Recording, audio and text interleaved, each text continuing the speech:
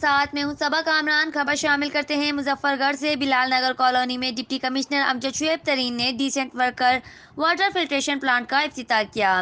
تفصیلات کے مطابق ضلع انتظامیہ اور نجی NGOز آگاہی کے تعاون سے بلال نگر میں بنانے والے decent workers water filtration plant کا ڈپٹی کمشنر امجد شعیب ترین اور additional deputy commissioner Jam Aftab, ادارہ آگاہی کے پروجیکٹ مینیجر محمد وقاص طاہر نے افتتاح کیا۔ ڈپٹی کمشنر کے مطابق ضلع مظفر گڑھ میں اس طرح کے 5 واٹر فلٹریشن پلانٹ لگائے گئے ہیں۔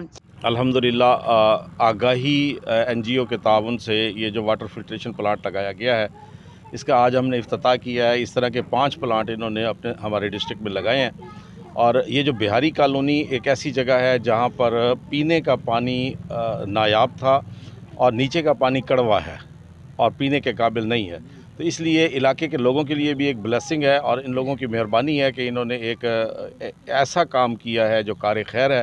اللہ تعالیٰ ان کو جزا دیں گے جی برکت کے لیے۔ بلال نگر کالونی میں پینے کا پانی نایاب ہے اور زیر زمین پانی کڑوا ہے جو پینے کے قابل نہیں تھا۔ یہاں کے لوگوں کے لیے یہ ایک نعمت ہے۔ DC مظفر گڑھ نے مزید کہا کہ عوام کی صحت پر ضلع انتظامیہ کے لیے اولین ترجیح رکھتی ہے۔ رپورٹ کر رہے ہیں مجیب الرحمان شامی اور نیوز مظفر گڑھ۔ لائک کریں، کمنٹ کریں، شیئر کریں اور بیل آئیکن کو پریس کرنا مت بھولیں۔ دیکھتے رہیے On News۔